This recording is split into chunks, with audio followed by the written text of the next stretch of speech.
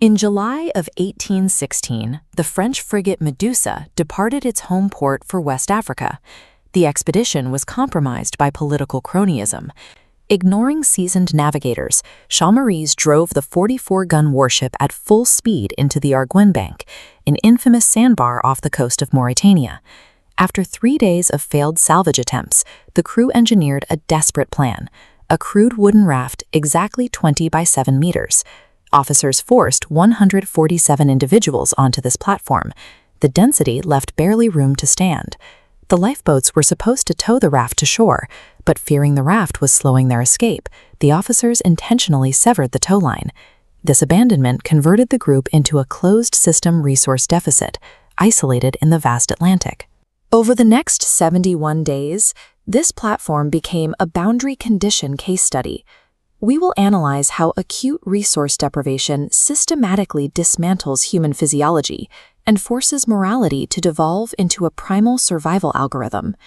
The combined weight of 147 bodies immediately pushed the wooden raft 3 feet below the waterline. Survivors spent their days submerged knee-deep in the ocean. This constant saltwater exposure caused severe tissue maceration, stripping the protective layers of skin from their legs. During the initial chaos, the group's only solid food, a single packet of biscuits, was lost overboard. They entered an instant zero-calorie environment. Fresh water was non-existent. Their only liquid provisions were a few barrels of wine. Within 48 hours, the physiological pressure of thirst drove survivors to drink raw seawater. This triggered hypernatremia.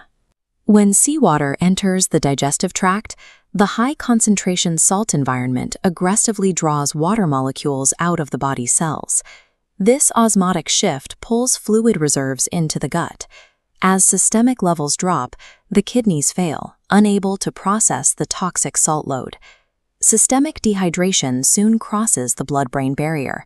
Without adequate fluid, brain tissue suffers rapid, severe neurocognitive impairment. Rational group behavior cannot exist without baseline cellular hydration. As their biology failed, their social order collapsed. By day 5, acute dehydration manifested as auditory and visual hallucinations.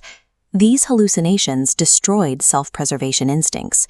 Dozens of survivors perceived dry land nearby and spontaneously leapt into the ocean to their deaths. The social hierarchy vanished. Violent mutinies erupted as individuals murdered one another to claim the dry center. Following the first major riot, the survivors dumped 60 corpses into the sea to prevent disease and stabilize the raft's buoyancy. Day 10 marked a biological tipping point. Gastric acid began aggressively burning empty stomach linings, creating unbearable physical agony. Surgeon Henry Savigny proposed cannibalism.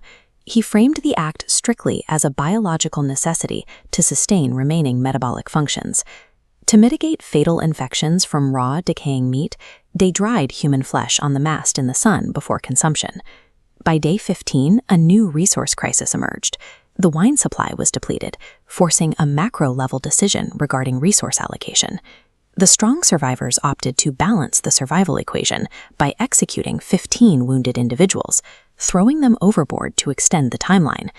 These horrific actions represent a ruthless, high-efficiency execution of logic under conditions of absolute scarcity. By day 18, survivors adapted their techniques. They used their clothing to absorb and harvest rare rainwater during passing showers.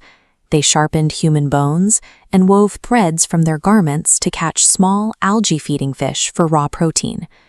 When rain failed, they maintained fluid volume by drinking the raw blood of seabirds that landed on the raft. A new physiological variable arrived by day 32, scurvy, caused by the total depletion of vitamin C. Scurvy destroyed their collagen. Their gums bled, and old, previously healed wounds spontaneously reopened. By day 36, sharks drawn by the scent of decay created a permanent perimeter of death around the raft. On day 46, extreme filth triggered an outbreak of dysentery, accelerating failed dehydration by draining the body's final fluid reserves. In a final resort, survivors consumed their own urine to force their failing kidneys to remain active. By day 65, the survivors reached a state of complete emotional apathy. Their desiccated vocal cords rendered them nonverbal. The remaining 25 individuals enacted the ultimate survival algorithm, a death lottery, where one was sacrificed to provide caloric fuel for the others. Human ethics had been entirely overridden by cellular survival. They had reached the absolute zero of social morality. On day 71, the rescue ship Argus arrived. The Argus captain located the raft after detecting the overwhelming scent of decay. Out of 147 initial passengers, only 15 living skeletons remained amidst a floating graveyard. Their cognitive reality was so degraded that they initially viewed their rescuers as enemies. Salvation brought a final physiological danger, refeeding syndrome. Introducing food to a starving body triggers a sudden insulin spike. This aggressively shifts electrolytes out of the blood, causing fatal metabolic disruption and cardiovascular collapse. 5 more survivors died shortly after rescue, leaving a final long-term count of just 10. Biological consequences dictate survival on their own timeline, independent of the environmental crisis. The French government immediately attempted to cover up the incident to protect its political appointees.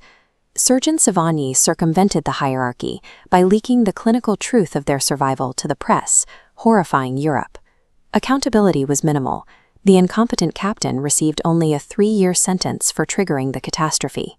The tragedy reveals the fragility of human physical and social systems, depending entirely on biological inputs.